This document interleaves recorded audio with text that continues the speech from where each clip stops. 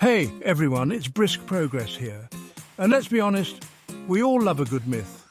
They're like mental shortcuts, these tidy little sayings that promise easy answers to life's big questions. But what if some of those shortcuts are leading us down the wrong path? Welcome to our countdown of the top 10 myths that many of us believe, but that might not be as true as we think. We're talking about those deeply ingrained beliefs we've heard repeated so often that we just accept them as gospel. But here's the thing about myths. They often crumble when we hold them up to the light of critical thinking and real-world experience. Stick around till the end to learn about a book that demystifies these half-truths and false beliefs. This myth is everywhere. It's in graduation speeches, self-help books, even those motivational posters with eagles soaring over mountains.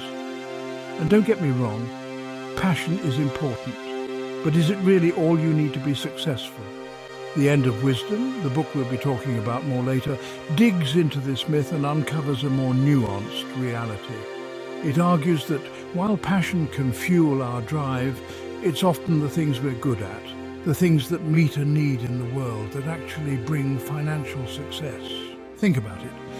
How many people do you know who are passionate about something but haven't quite figured out how to make a living from it? Probably a lot, right? This isn't to say you should abandon your passions. It's more about understanding that success is a complex equation and passion is just one variable. The book dives into real-life examples of people who found success by first identifying opportunities in the market, developing valuable skills, and then, yes, pouring their passion into those pursuits. This one's a classic, right? We've all heard it a million times, and it's often used to shame those of us who don't naturally function best at the crack of dawn. But is it universally true? As someone who has spent a lot of time thinking about productivity and creativity, I can tell you that it's definitely more complicated than that.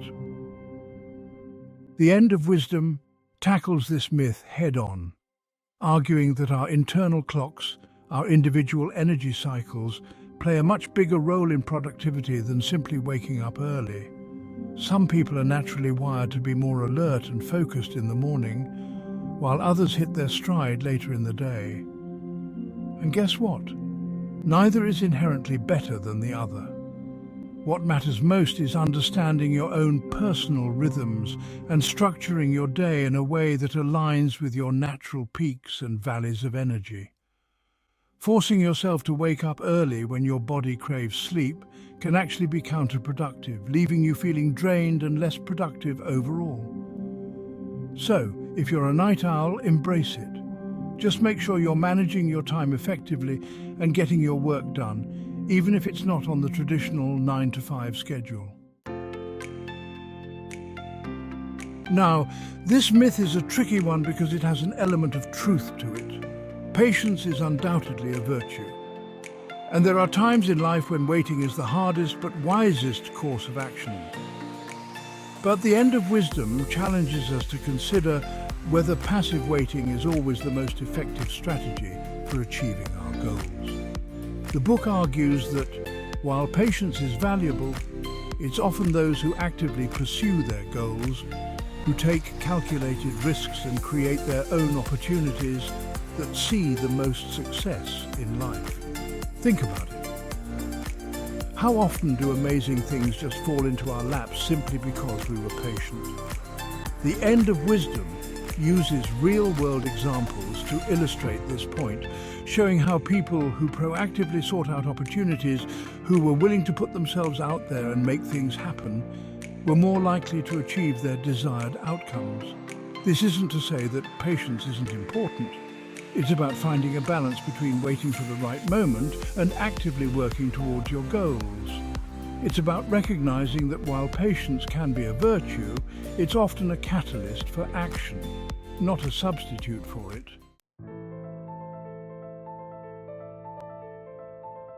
Chapter 4. The 10,000-hour rule. This one has become so ingrained in our collective consciousness that it's practically gospel at this point. The idea is simple. If you want to become a master at something, you need to put in 10,000 hours of deliberate practice. While there's a grain of truth to the importance of practice, the end of wisdom argues that this rule is a gross oversimplification of a much more nuanced process. First of all, not all practice is created equal. Mindlessly repeating the same task over and over again won't magically transform you into an expert. The quality of practice matters just as much as the quantity. Focused, deliberate practice, where you're constantly pushing your limits and seeking out feedback, is far more effective than simply logging hours. Secondly, talent matters. Some people are naturally predisposed to excel in certain areas. That doesn't mean that hard work can't help you overcome a lack of natural talent, but it does mean that the path to mastery might look different for everyone. Finally, context matters. The world is constantly changing, and the skills that are valued today might not be as relevant tomorrow. The end of wisdom encourages us to be adaptable, to be lifelong learners who are constantly evolving and acquiring new skills to stay ahead of the curve. Chapter 5. This one is often said with the best of intentions, meant to offer comfort and hope in the face of pain and heartbreak.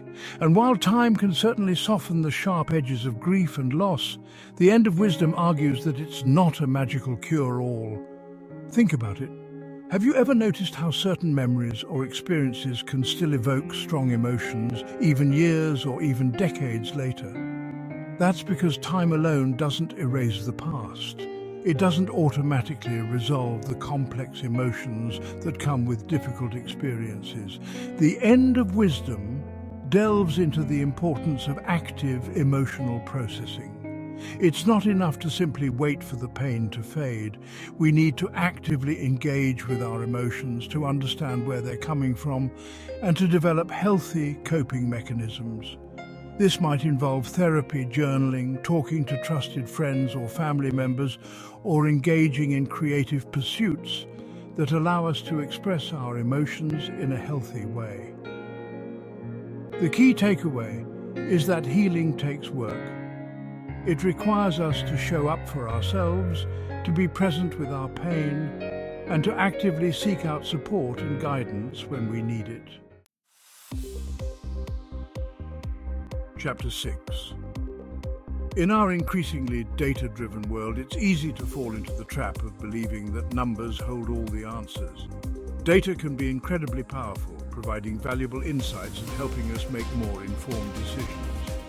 But the end of wisdom cautions against blindly following data without considering the bigger picture. One of the dangers of over-reliance on data is that it can lead to a false sense of objectivity. Data itself might be neutral, but the way it's collected, interpreted, and presented can be influenced by biases, assumptions, and agendas. The end of wisdom reminds us that data is just one piece of the puzzle. It's essential to consider the context, to understand the limitations of the data we're looking at, and to be aware of our own biases. Intuition and experience also play a vital role in decision-making. Sometimes our gut feelings can alert us to something that the data doesn't capture. The key is to find a balance between data-driven insights and human judgment, to use both logic and intuition to make the best possible decisions. Chapter 7. Myth number 4. The power of positive thinking. Don't get me wrong, I'm all for optimism and having a positive outlook on life. But the end of wisdom encourages us to consider whether simply thinking positive thoughts is enough to manifest our desired outcomes. While a positive mindset can certainly be helpful, it's important to remember that thoughts alone don't change reality.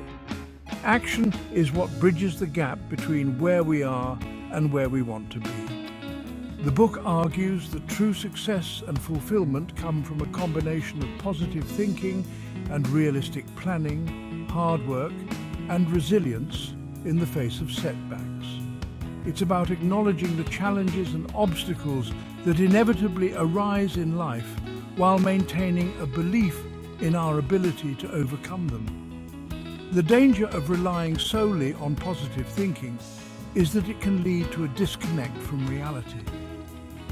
It's important to be honest with ourselves about our current circumstances, to identify areas where we need to grow and improve, and to be willing to put in the effort required to achieve our goals. Chapter 8. Myth number 3, trust your gut. Intuition, that inner voice that guides us, can be a powerful tool. It's often based on years of accumulated experience and subconscious pattern recognition. But the end of wisdom cautions against relying solely on intuition, especially when making important decisions. While our gut feelings can sometimes steer us in the right direction, they can also be influenced by biases, fears, and past experiences that may not be relevant to the current situation. We've all had those moments where our intuition led us astray, right? The end of wisdom encourages us to cultivate a more balanced approach to decision-making, one that combines the wisdom of our intuition with the clarity of critical thinking. This might involve seeking out different perspectives, gathering more information, or taking the time to carefully weigh the potential consequences of our actions. It's about recognizing that intuition is just one tool in our decision-making arsenal, and it's most effective when used in conjunction with other tools like logic, analysis, and a healthy dose of self-awareness. Chapter 9. Myth number 2. Everyone deserves a second chance. This one is deeply ingrained in many cultures and belief systems, and for good reason. Forgiveness is essential for personal growth and for maintaining healthy relationships. But the end of wisdom challenges us to consider whether a second chance is always warranted or even beneficial in every situation. While forgiveness is undoubtedly important, it's essential to distinguish between forgiveness and reconciliation. Forgiving someone doesn't necessarily mean allowing them back into our lives or giving them another opportunity to hurt us. The end of wisdom argues that sometimes the most compassionate and loving thing we can do for ourselves and others is to set healthy boundaries. This might mean walking away from toxic relationships, holding people accountable for their actions, or simply recognizing that not everyone is capable of changing their behavior. It's about understanding that forgiveness is a process, not a destination. It takes time, and it requires us to be honest with ourselves about what we need to heal and move forward. Chapter 10. Myth number 1. Perception is reality. This myth, oh boy, this one's a doozy. It's the driving force behind so much of our modern world, from social media to politics to marketing. And while it's true that our perceptions shape our experiences, the end of wisdom cautions against believing that perception is the only reality that matters. In an age of carefully curated online personas and meticulously crafted public images, it's easy to fall into the trap of believing that appearances are everything.